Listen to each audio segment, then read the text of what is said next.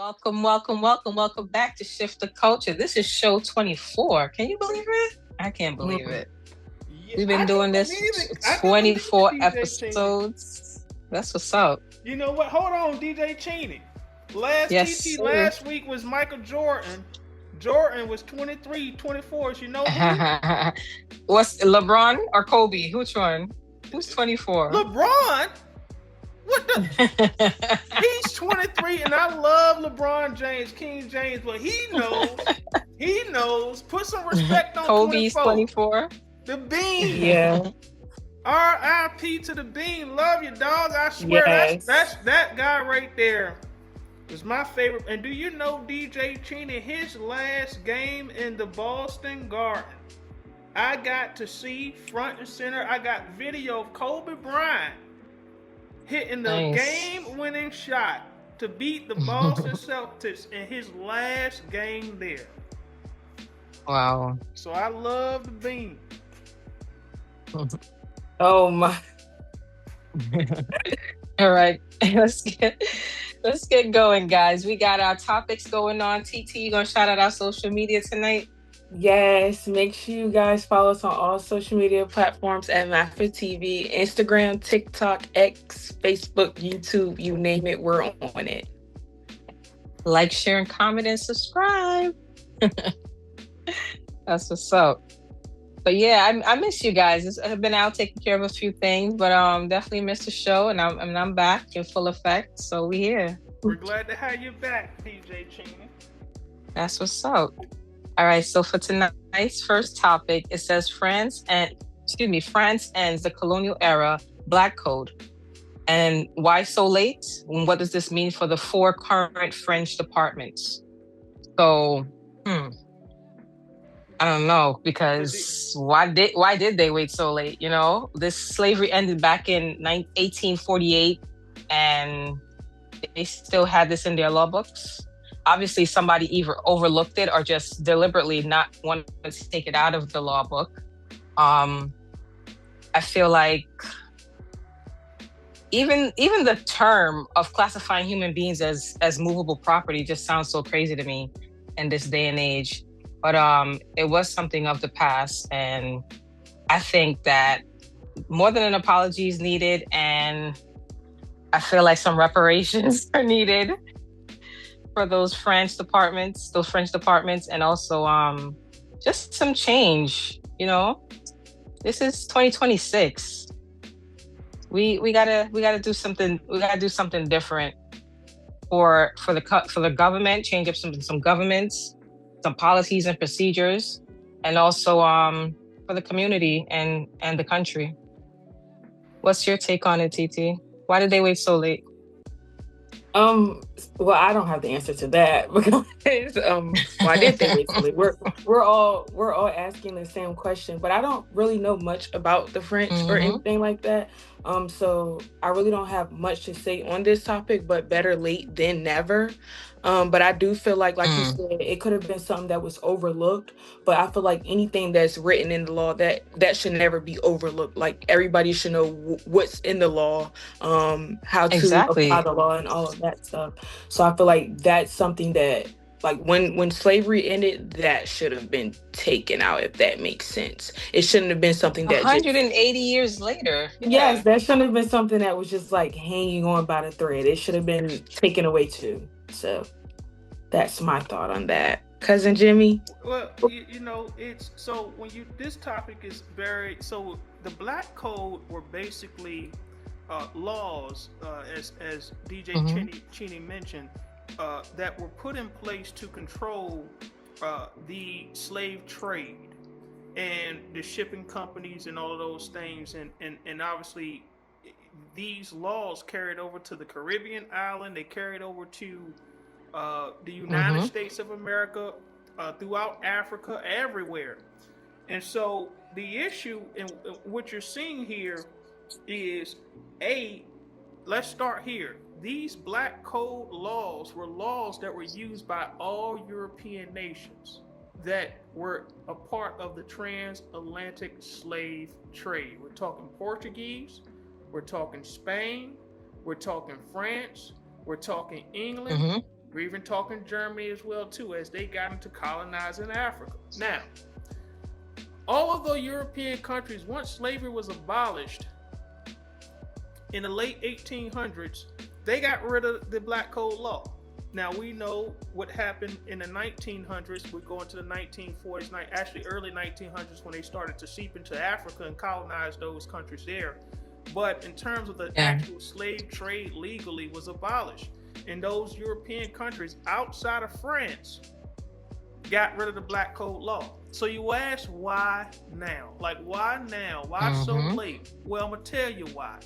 First, France's president comes out and he states, and I think his last name is Macron, if I'm not mistaken. DJ Chinny, you could probably look that up or correct me if I'm wrong. I think his last name is Macron, but if not, I'm totally apologize. But the president of France came out and he spoke about saying, he brought it up and everyone agreed, everyone voted. It was the first time as it was unanimous that the French government, everyone voted, unanimously to get rid of a law.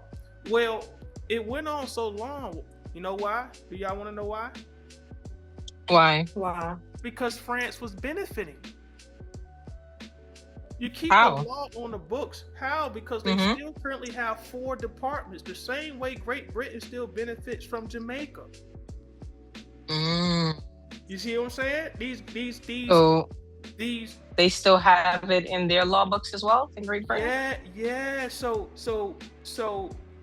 what I mean is, the benefit is this. The reason why France kept this in place for so long, and they're getting rid of it now because there's heavy weight to do so. But because you're not just going to forget that you had this law in place for 100-something years. You're not just going to forget that, slavery was abolished and we have this very important, probably one of the top law in place to control the slave trade and monitor it and regulate it. Now that it's abolished, we're going to forget that we had this law in place and not get it out of the books. Every European country did it except for France. France is still benefiting because they still have 4 France departments out there that people don't know about. And these 4 French departments are Guadeloupe, Martinique, French Guyana, French Guyana, Reunion. I'm probably saying it wrong because French, I think it's Reunion with the E with the apostrophe. And I took a little bit of French. Parlez-vous français, je m'appelle Cousin Jimmy, any damn way. You have Guadeloupe, Martinique, you have French Guyana, and Reunion. Guadeloupe and Martinique and French Guyana. So Guadeloupe and Martinique is in the Caribbean. Okay, these are Caribbean islands, kind of coming down. I got my map. I'm trying to visualize my map, but they're in the Caribbean. Guadeloupe and Martinique. Yes. French Guyana is on the continent of South America, but it's not a country of South America. It's, I believe, in the northeastern part of South America. It's on the land of South America, but it's not a country. It's not Brazil. It's not Venezuela. It's not a country in South America. It's a piece of land on South America that's called a French department. Okay? And that's French Guyana. And then Reunion is an island off of Africa coast from Madagascar. It's kind of south. Wow. It's kind of southeast of Madagascar. That's Reunion. These are French departments who are French departments to this day. Basically land areas that French still control around the world. Yeah. Same way the parliament still controls Jamaica. Although Jamaica has freedom, they still have the parliament over them, right? So there's still pockets around this world that these European countries still have control over. And basically what this control is, y'all, is influence over the resources, over the political structure, and obviously the economics. That money is still being funneled back to these countries. So you benefit because you still have a control. You keep it in place because you're still benefiting from it. Now you take it away because there's new pressures. There's a social impact that's happening to France. There's also too the possibility of these departments not being departments anymore, and then there's also too a decline in what these departments produce for France, meaning that they're probably not getting as much resources and things of that nature they used to get from them. So you have a combination of all of those things from a social standpoint, from an economic decline standpoint, from a world power shift standpoint, that's probably pressing them saying we need to get rid of this. But ain't no way in the world you're going to have slavery abolished in the late 1800s and all the European countries get rid of their black code laws, and you, France, who played a huge part in trying to control the slave trade, because we had a France and American War, a French and American War here in the United States, fighting over the Louisiana Purchase. The France was trying to kick butt. They actually kicked butt so good they got Canada, but they couldn't get a hold of the United States because of Great Britain and the support of England. So they played a huge part in trying to economically control black Africans. So they definitely knew that code was there. Yeah, in the world they just went to sleep at the wheel and said, "Oh, we forgot about the black code." That was slavery was the main component of the main driver of all of their economics. So how do you forget that? So at anywho, first of all, because we said a lot on it, but the point is that French finally, they're getting it right, but they're getting it right for a reason. Ain't no way in the world they're just making this move out of their kindness or their heart. It's something that's changing and shifting. Yeah. And us Jamaicans would say, you never see smoke without a fire. So something is happening that's causing them to do this move right now. That's right. Yeah. But to answer your question, it is President Emmanuel Macron.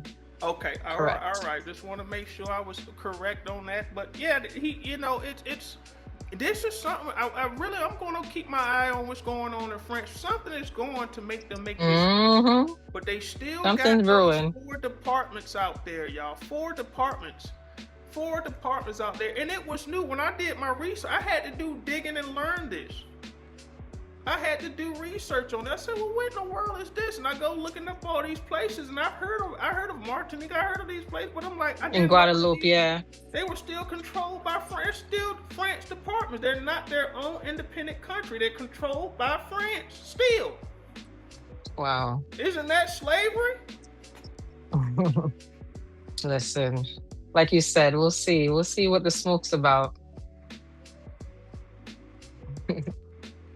All right, guys, our next topic is Trump walks out of a Meet the Press interview with Christian Welker.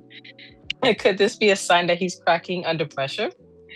I thought that was crazy. I watched that video and I was like, whoa. He didn't even give her a chance to speak. Like, after she asked that question, he just went on a tangent, then got up and left. Well, it was just... Go ahead. I'm sorry to cut y'all, and I'm so sorry. There's a full interview out there. There is. Okay. I saw the clip. Yeah. The clip. Okay. I'll let you go ahead, but it's you got to give him a little credit. I'll explain it all over here. I'll explain it all. But still, I thought that was the interview. That 2 minutes of him. No. Going on it was a 45-minute actual interview. Okay. We just saw the clip. Okay. That's why he said I was sitting in the rain with you and all that. Okay, got it.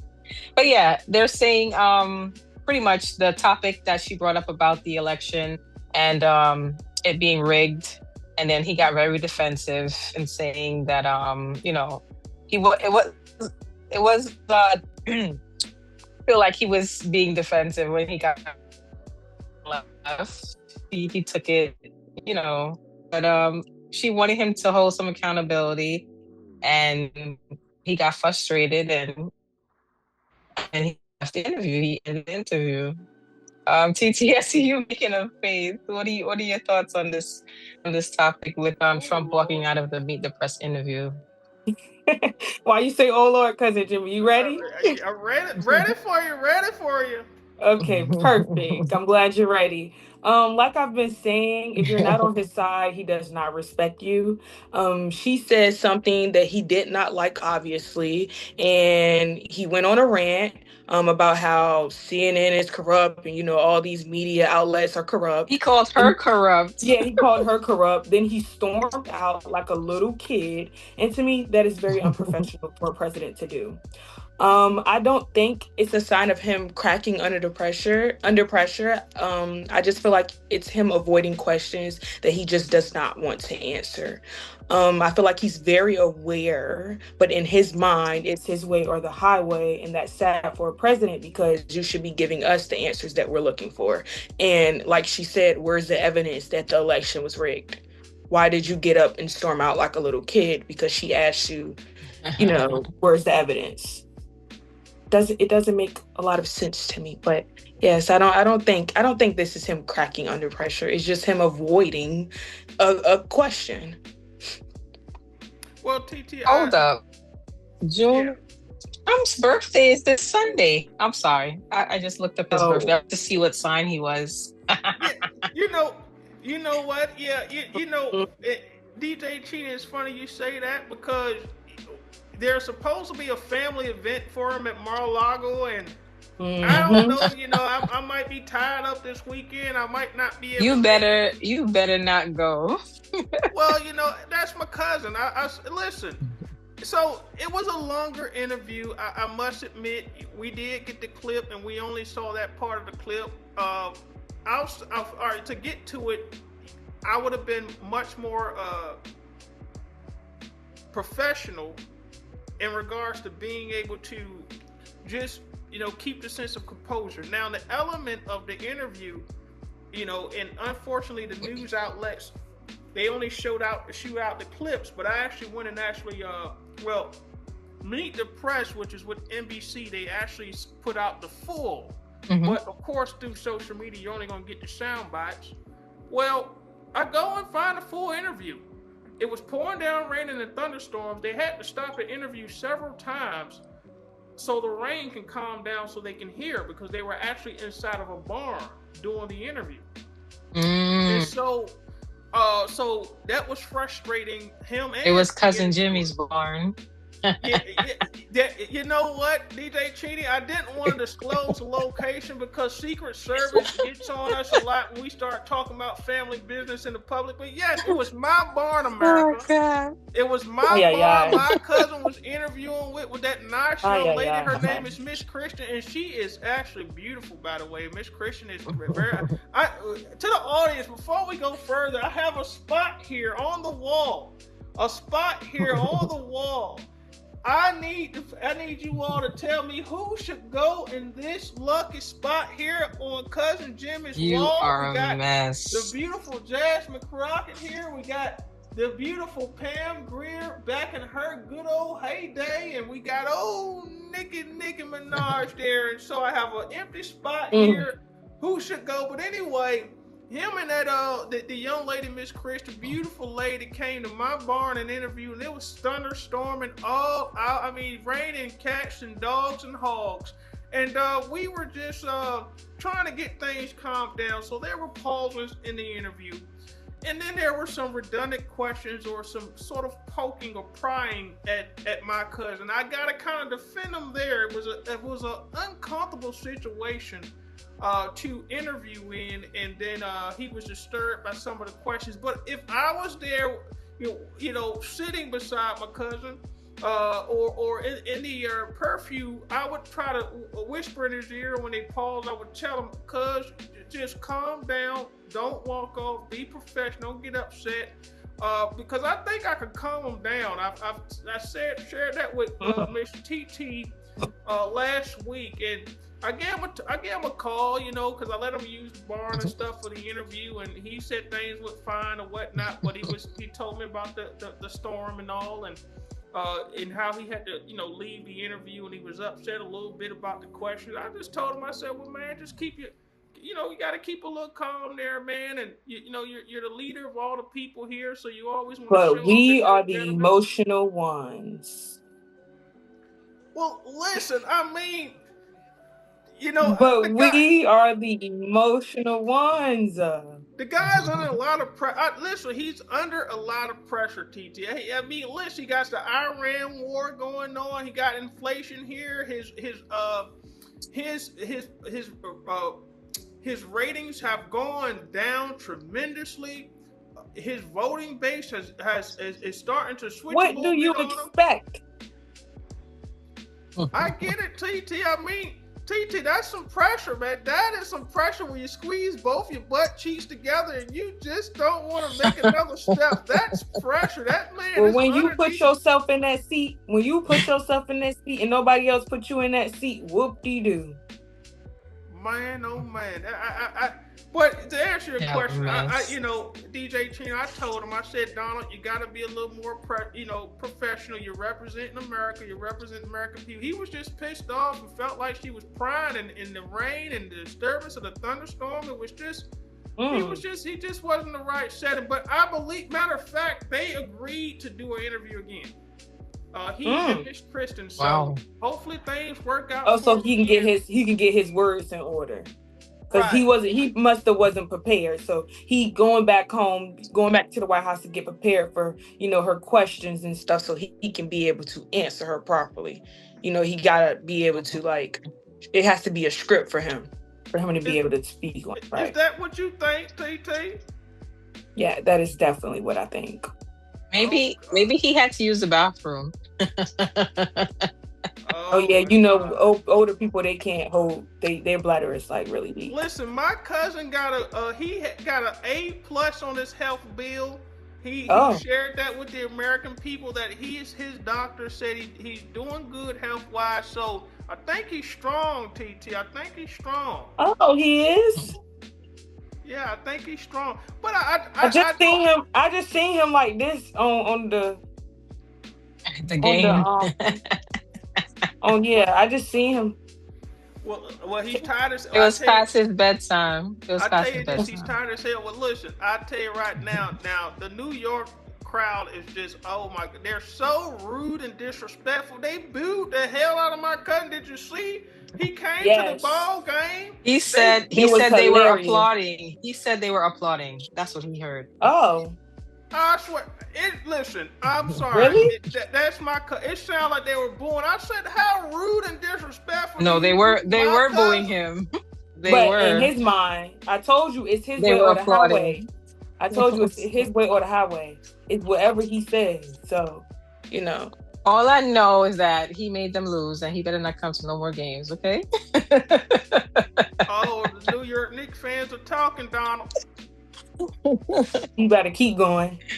Oh God. Go Wemby. Go Wemby. Go Wemby. Go Wemby. Man, you are a mess. I like old Wembyamba, but I want to see New York I want to see Mike Brown and Jalen Brunson. Wemby's time is gonna come. I like old Wembyamba. He got a couple years to go. Yeah, he got to work on his 21, 22 years old. He got a lot of time on his belt. Exactly. God, the good Lord willing, he got some work to do. Yeah, the good Lord willing, yeah. All right, guys. Moving on to our next topic. Jasmine Crockett attacks the Supreme Court over voting rights and redistricting, restricting Black representation. Is she right that the Supreme Court should reform ethic rules, limit term limits, and also expand to more than 9 justices and to match their 13 circuit courts?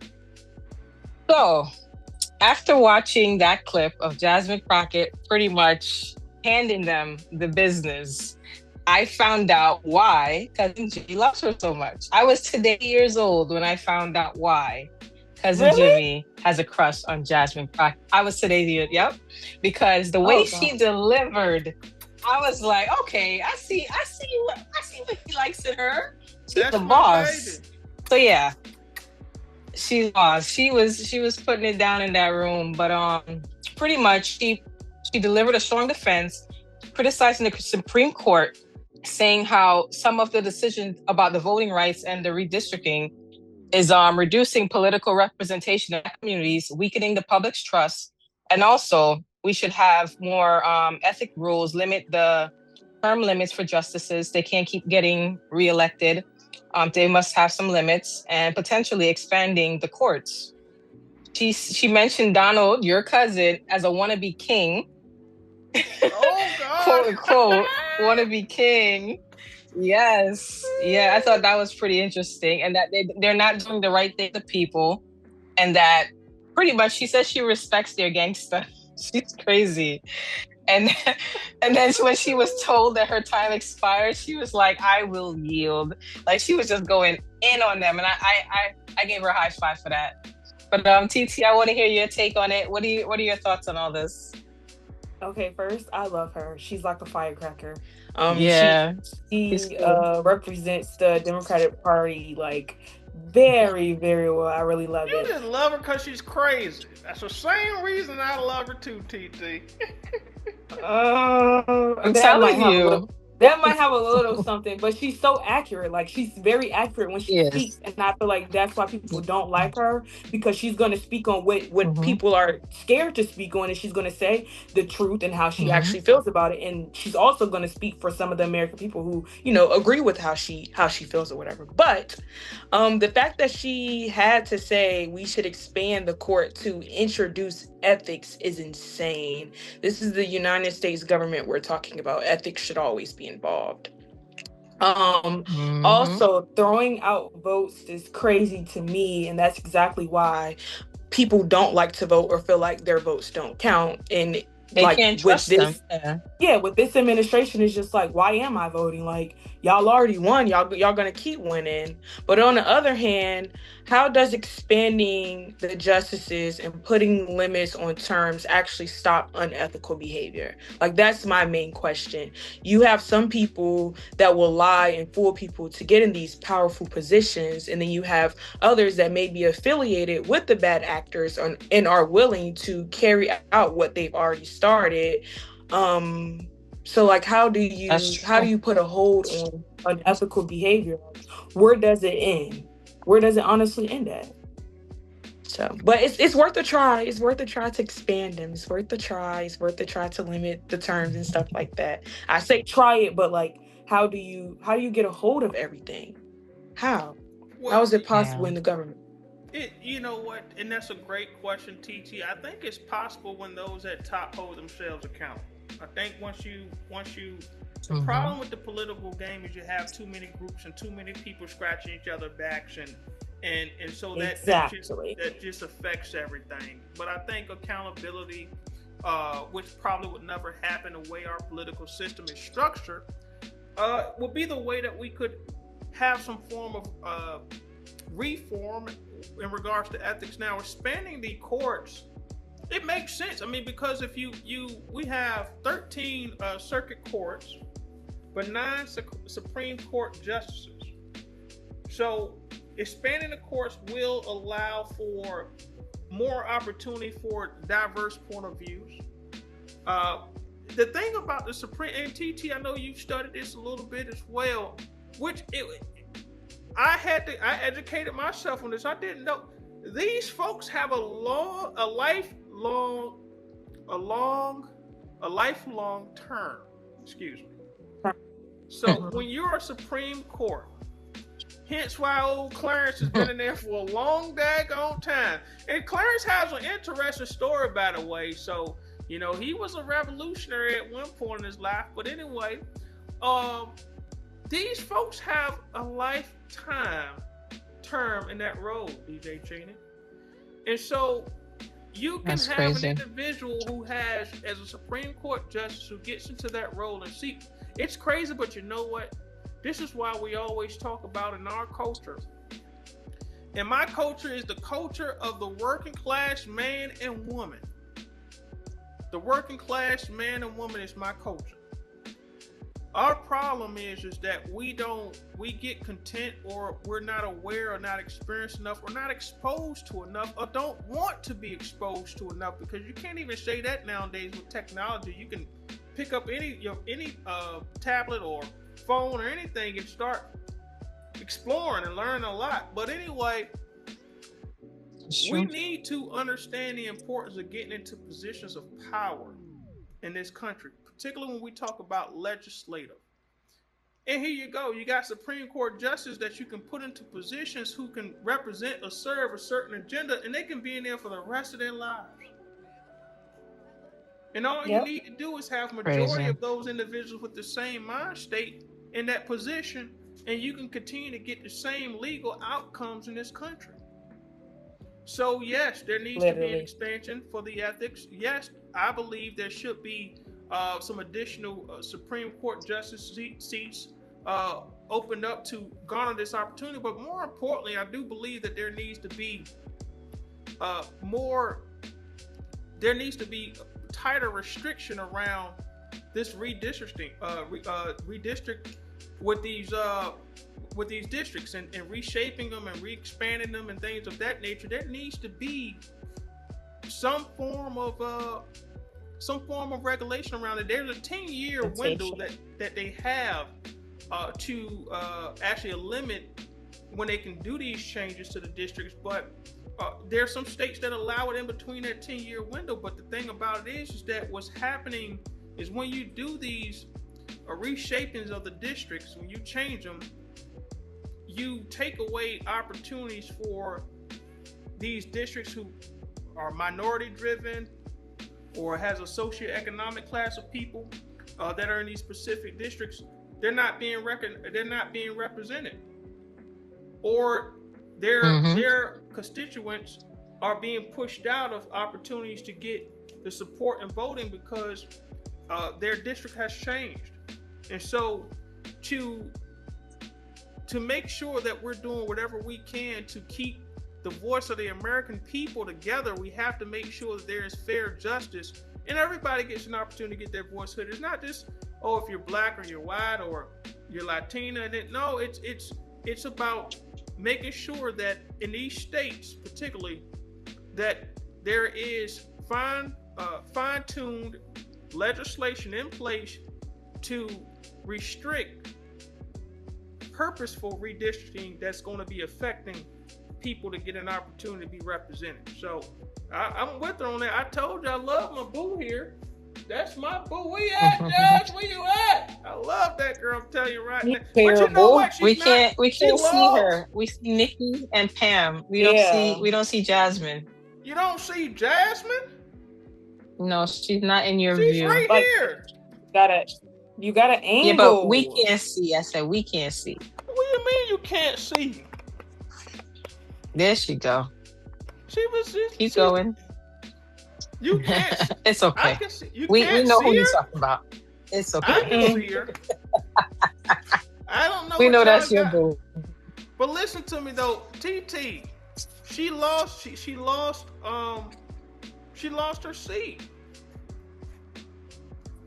her seat in this last run. So she's on her last year, I believe, as the Congresswoman there in Texas. But she got some big things on the horizon. I ain't worried about her. Yeah. She's gonna do good things. Whether we're speaking for us as Americans or just speaking for the Texans. Yep.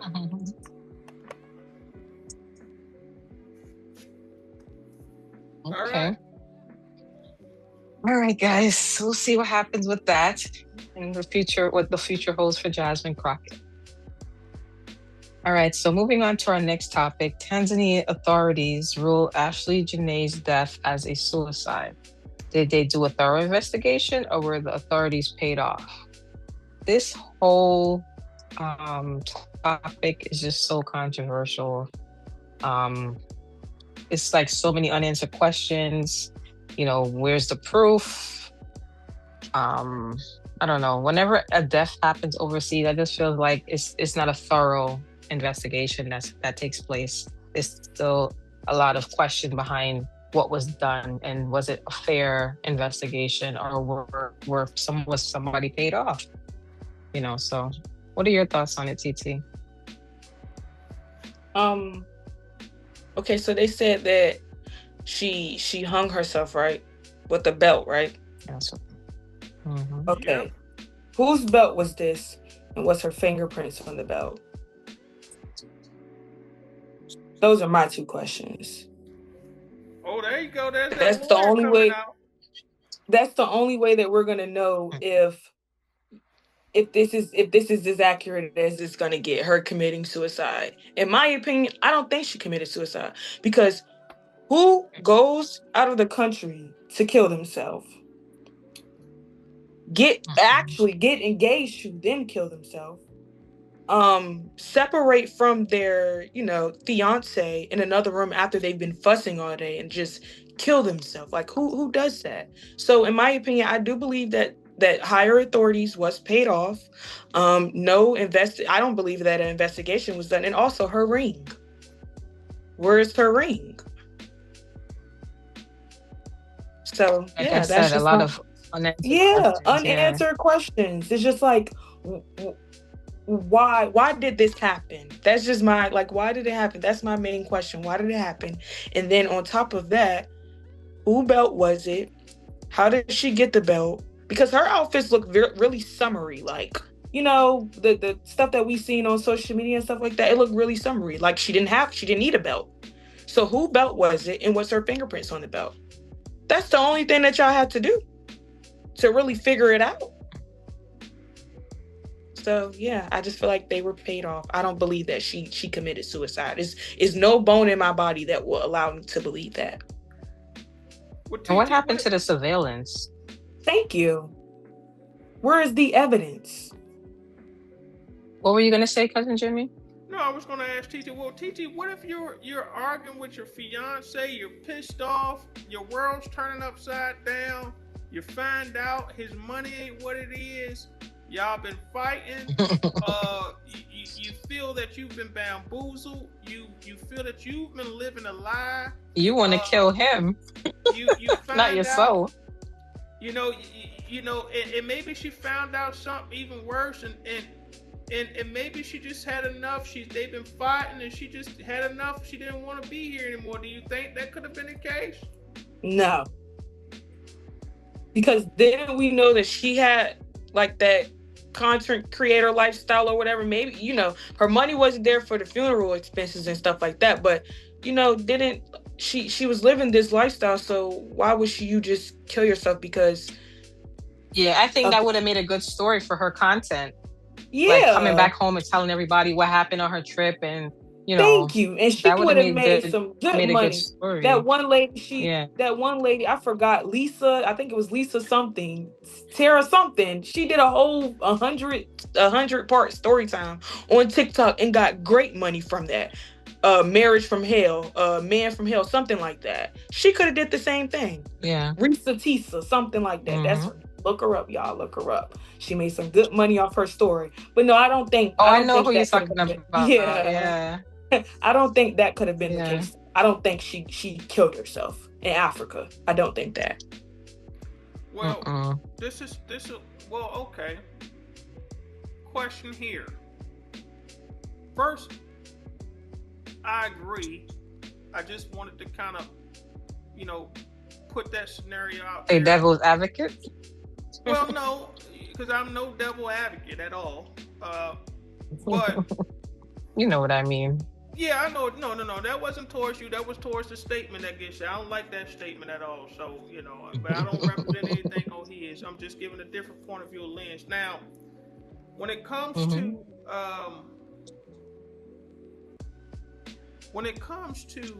the husband or the fiance, the boyfriend, fiance. Yeah, the fiance. He put a statement out. Did you see the statement he put out? Mm-hmm. And it was it was awkward to me. It was to me too, TT, because I'm like, okay, if I'm It wasn't heartfelt. No, it was not at all. I could listen, buddy, I don't know who you are out there, but I'm gonna just put it to you like that.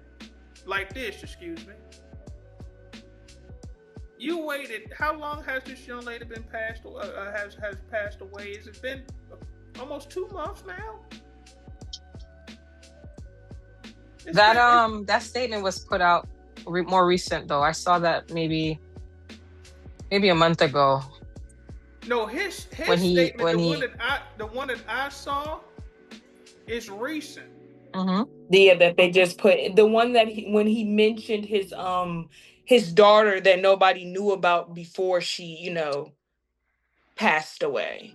He was talking a lot about the things that came out during all of this. That's really what made me like, oh, you actually did do it, because now you're making it aware that you have all these different things going on, the things that came out when she first passed away, when we first knew that you were like going broke and all that stuff. You were mentioning that in your statement. Why are you mentioning that in your statement now? Like, it just, the map isn't mapping for me. Something about his daughter, this and that. Well, sir, when did the daughter get in the picture? After everybody, went digging for your information, right?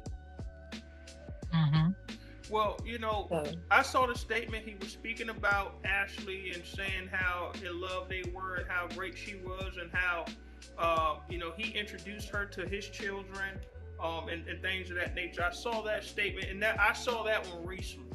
But my thing is, why wasn't a statement like that put out maybe a couple weeks after her death? Why wasn't a statement like that put out during her funeral time? The family didn't invite the man to the funeral.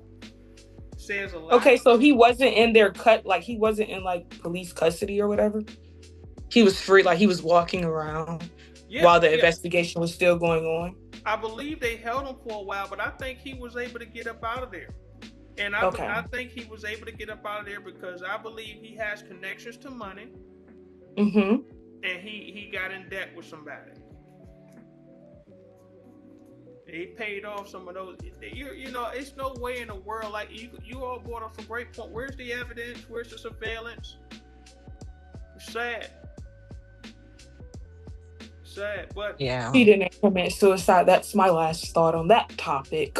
Yeah, I agree, TT. You want to know what's funny? It's gonna be years later, and then everything starts to come out, and people when those hiding people information get out those offices.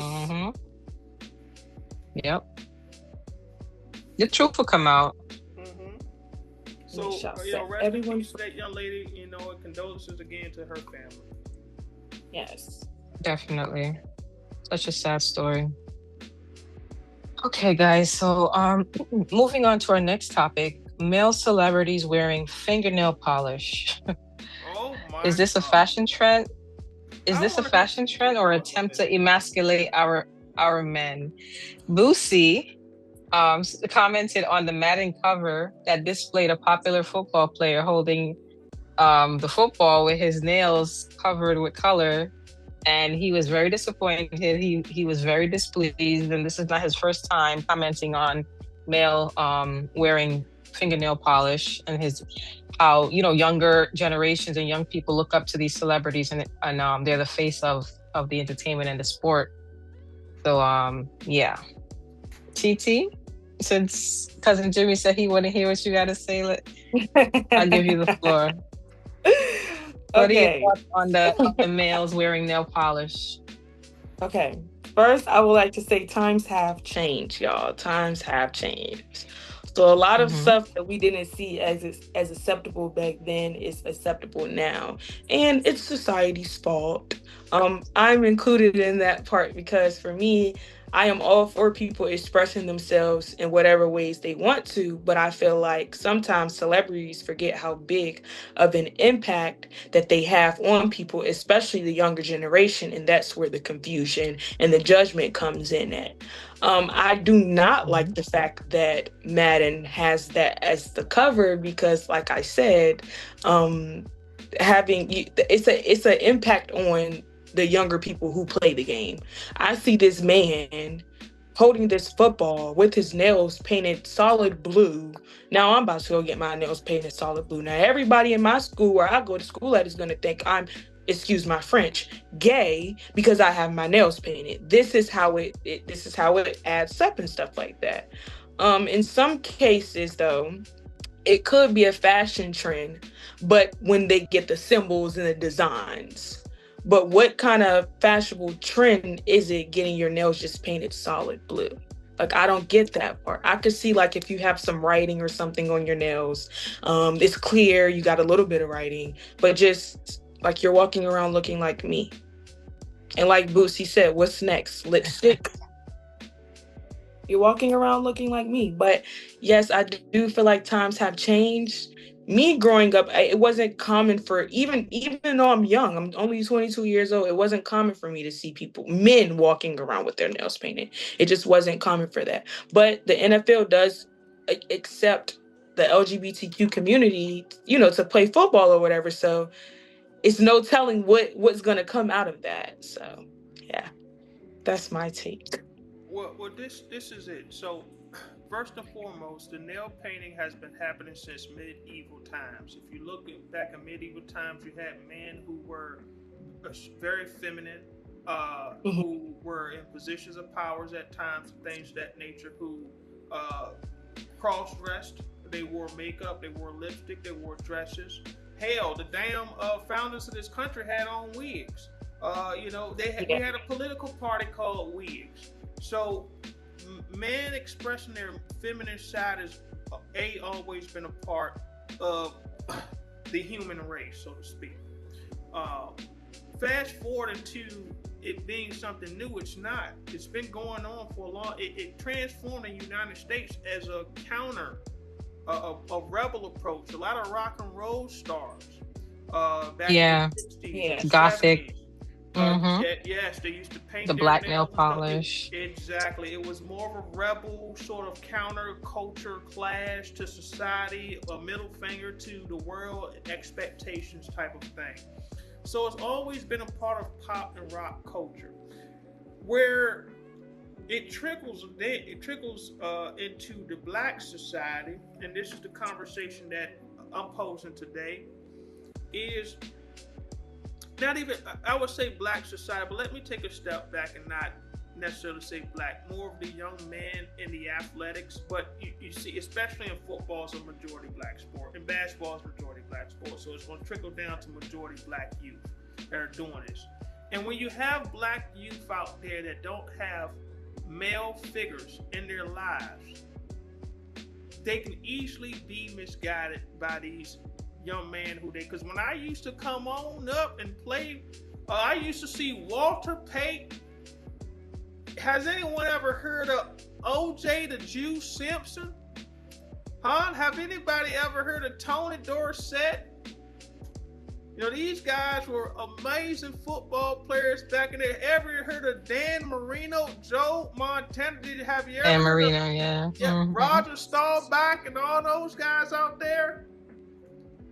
You ever heard of those guys? These guys were amazing ball players, and they never were doing these things. But the point is that you have a culture that's now something that's been a part of a culture, a counter clash to society, a middle finger to society that came from medieval times and cross-dressing of men that have been happening for centuries, bled over into a culture, now getting into the sporting culture and majority black sports and having majority black athletes promoted. Dennis Rodman used to paint his nails all the time.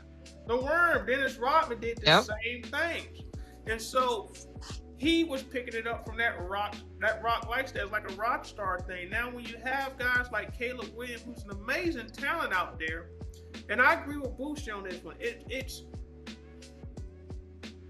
it's psychologically going to impact the young men out there that don't have guidance, that don't have male figures in their lives to tell them that's not what you do. And the reason why we're saying that's not what you do is not about fashion. It's about your priorities. If your ass has enough time on your hands to say, I should paint my nails today, you ain't doing a damn enough in your life. And that's for these professional athletes. It's no knock, they're great, they're talented, they have God-given skills and abilities, and maybe been blessed with some skills or a certain size or certain things of that nature, or height, or whatever the case may be, or they're strong and they can throw a football, whatever that is. But that don't mean that they are prioritizing the right things in life, and we can get that misconstrued. Because you're an athlete, you have a season for 6 months, the other 6 months you have off. What the hell are you doing? Half of these guys play video games, they play a game and go play video games. What constructive things are you doing in your damn life? So to get straight to it, you don't have a productive life to me if you can sit back and have enough time to say, oh, I should paint my damn nails today. That's my opinion on it. I just don't think that these individuals are productive. They don't prioritize the right things they need to prioritize, and they have too much damn time on their hands. Ain't no way in the world. You go out here and see my friend Jose out here who does landscaping. Jose ass gets up 6 in the damn morning every day, busts his ass for his family, cutting grass, landscaping, get home 7 in the evening, he gonna eat, kiss some babies and stuff, talk to his wife about 30 minutes and go to sleep. He ain't got no damn time to be thinking get about up and do it all over again.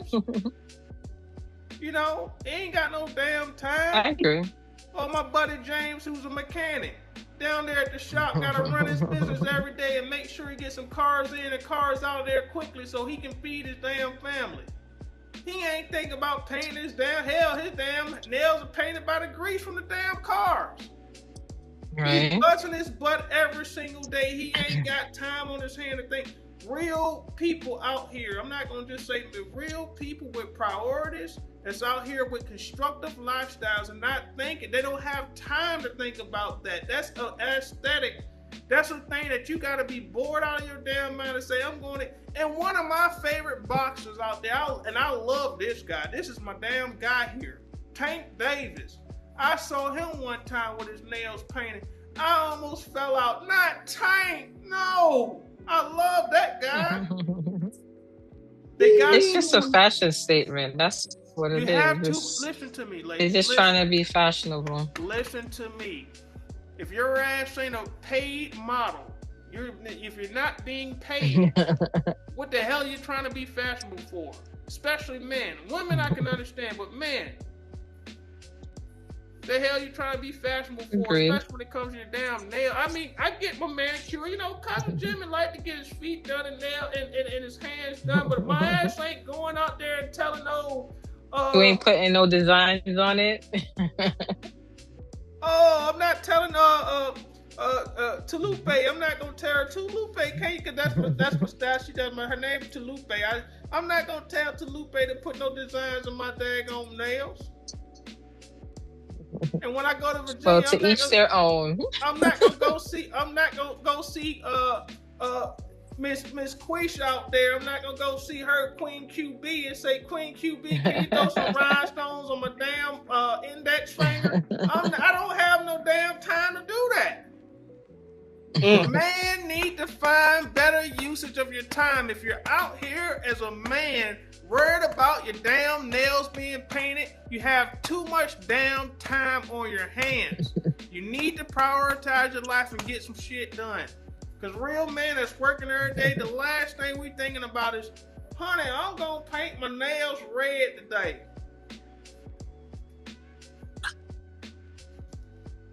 Heard you, Cousin Jimmy. You can't be my honey paint your nails red anyway. TT, you want them to express his damn self. Don't discriminate against them now, TT. You want No. Them people out there can express themselves. You cannot be my honey painting your nails red. TT, he gonna walk in there. Y'all gonna come in the daggone. You go to the dinner. He got his lips like yours. He got his nails like yours. He got his man purse on. He's out here skipping. And this is what I'm gonna say. Hey, this is what I'm gonna say. Hey, girl. Hey, how you doing, girl? Hey, girl. What flavor lip gloss you got on? Me right now? Or him? Because he better have what I got on. Because that means you really searching. It should never be that way. Too much time on your hands, guys. I mean, too much time. And these are grown men out here. Look, too much time on your hands. Get productive in your life. Prioritize your life. And I guarantee you ain't going to have no time to think about what color you're going to paint your nails today. So I'm with Boucher on this one here, man. And Caleb's a ball player now. He can play that ball. He can throw that ball. But man, Caleb, man, you represent something, man. But then again, these folks have their He got us talking. He did it to get attention. He got us talking. Mission accomplished. But check this out. I do want to add one more thing. I do want to add one more thing, y'all. I bet you the person that's cutting him the check from the Chicago Bears, those owners, I bet you EA Sports and those folks that run that Madden cover that's cutting those checks to you, I guarantee you they ain't painting their nails. No. You know why? Because they ain't got no damn time on their hands. They're the ones that's doing they're the ones that... Yeah. They ain't got no... See, they're not popular. And I'm not... He's a celebrity. No. He ain't in control. He ain't no celebrity. What do you mean? I mean, excuse me. I take that back. He's a celebrity, but he's not in no control. I said the people that's cutting him the check. The people that's paying him. No, I heard you. They got more money and power than he do. They ain't painting their damn nails because they know what time it is. Get your shit together, man. Focus on your damn nails. You need to focus on your game. Capitalize this year. You did a good job last year. Now take it to new heights, man. I'll tell you this, he better have a bad year. We're gonna watch. If he have a bad year, it's because you know they say you gonna blame it on the polish. Man, number one, they say it's a Madden cover fluke, and then number two, you got the polish, man. If you ain't throwing that ball right, it's the nail polish. Come on, Caleb. All right, guys. Our last topic for tonight is Cincinnati man re-enrolls into high school. And he found out while he was waiting for his transcript that he already graduated. So he's wondering, well, we're wondering, should he have already known this, or is it the school's fault that he wasn't notified that he graduated? Yeah. 40 years later, I don't know. That's a long time to not inquire or find out. But he did admit that he was dealing with some alcoholism and making some bad decisions in his life. So, that kind of took him away from, focusing on his future and his education. PT, what are your thoughts on this topic? What gets me about this topic is the fact that finishing grade school is such a huge thing, and everybody pushes for everybody to finish grade school, but nobody told this man or his family, his legal guardian, or anybody of that nature that he actually did graduate.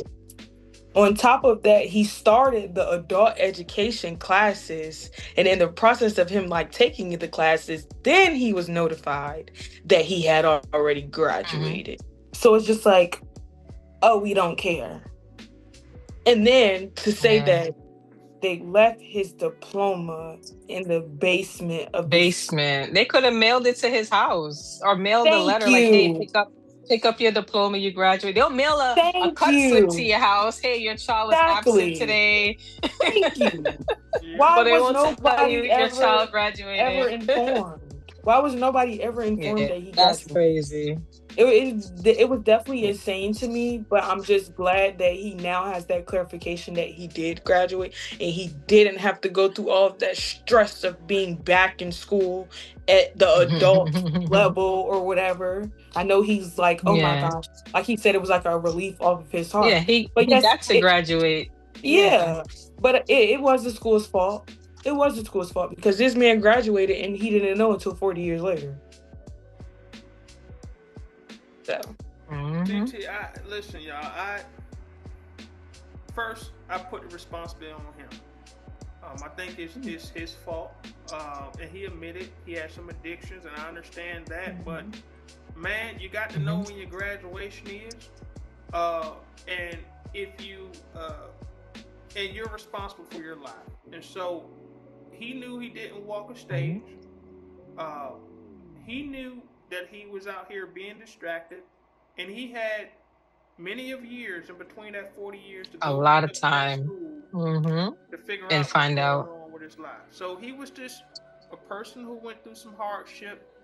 I want to commend him though for turning the leaf I want to commend him for not allowing that hardship to knock him down. So, sir, and DJ Chinny, pull his name up or try to figure out while we're talking here. His name is Sean Hughes. Sean Hughes, 58-year-old Sean Hughes. Yeah, thank you. Mr. Sean Hughes, we want to show you nothing but love here on Shift the Culture for turning the leaf. So we got to give you a lot of respect for overcoming that addiction and wanting to go back to school, wanting to get your education. That's big, and I give him a lot of love. But just as he said, I would say the same thing. He was responsible. However, a caveat to that is that, and this is why I think it's so important to have people in our school systems who care about students, because someone who came across Mr. Sean throughout his studies knew he had some problems and some things, and I'm sure it just didn't pop out of nowhere, but knew that he was about to graduate, knew that he should have been at graduation rehearsals, knew that he should have went and bought his cap and gown, knew that he should have been preparing for military, college, or trade school, something. Because you meet with your counselor your 12th grade year, stuff like that, to kind of start trying to figure out. Yeah, but from the video, from my knowledge, I believe that he did 2 summer classes. So I don't know how I know it has been different now, but some people, they don't get to walk a stage. I know back then some people weren't allowed to walk a stage. Like in the summertime, they would just get their diplomas mailed to them. So when he had said something about summer, that's why I'm like, okay, so maybe it wasn't a graduation for the summer classes. Maybe it was just you get your diploma and then that's that. Okay. But okay, I don't know. Yeah, and you might be right, TT. My thing is just, wasn't there some adult there at that school who knew about his situation, knew about him, and were like staying on top of his butt? Like, hey man, you got graduation. A counselor or something, like calling the house. Or the summer school teacher. Yeah, there you go. Like you said, if you miss school, you're gonna call. So reverse that. If I earned my diploma, why didn't you call? But shout out to him though. Right. He made it through. Yes. So, and he's now working at the AA program as well as at Prospect House. He works for them, and he's going to further his education in robotics. So yes, that's what's up, man. Hey, Mr. Sean, you go out there and do your thing, man. And this time, man, when there's somebody, you got some certificates or some diplomas or something, or you're going to, I don't know what you're doing, you're studying, man, if you're about to, cross that line of graduating from somewhere or, receiving an award or something, make sure you go get it, man. Go get it, buddy. All right, guys. So that concludes our show for this week. Our positive vibe for the culture is never let anyone devalue you. Recognize your value within yourself. And if they don't, that's okay. You know your worth, you know your abilities, and you appreciate you. Your potential is limitless, and your future is brighter than your circumstances. So keep on showing up, keep on proving the say is wrong. And this goes for work, family, friends, relationships. This goes for all across the board. Keep shining, keep growing, be your authentic self. Keep it organic. Yes. Show up as you, and that's Chin's positive vibe for the culture. This is Shift the Culture. We love y'all. Peace.